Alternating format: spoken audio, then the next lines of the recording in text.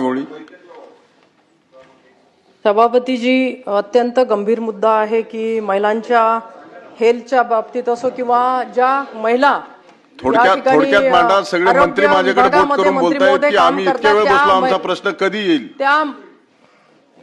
त्या महिलांच्या बाबतीमध्ये जे काही आरोग्य अधिकारी आहे, डीएचओ वाशिमचं एक उदाहरण मी या निमित्ताने सांगू इच्छिते की डीएचओ वाशिम यांनी मागच्या काळामध्ये ज्या त्यांच्या आरोग्य अधिकारी आहेत मनीषा चव्हाण यांच्या संदर्भामध्ये त्यांनी जे काही प्रकार केला तो प्रकार मला या ठिकाणी सांगणं शक्य नाही, कारण त्या भाषेमध्ये मी बोलू शकत नाही.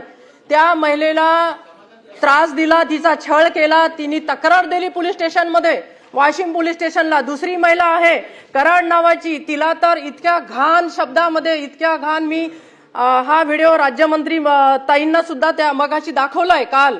आणि तुम्हाला मी सांगते की झिंगाट गाण्यावरती डान्स करणं असोत किंवा लांब लखन गाण्यावरती डान्स कर, परिचारिका दिनानिमित्त हे सगळे प्रकार घडतात, महिलांवरती अत्याचार होतात.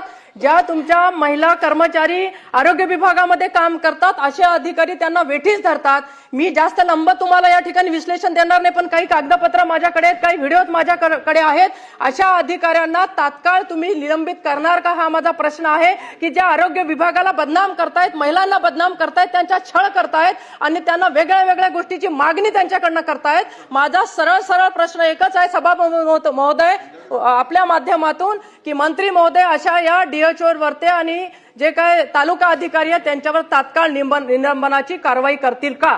मी व्हिडिओ पण आपल्याकडे या ठिकाणी सबमिट करणार आहे. धन्यवाद. मंत्री महोदय.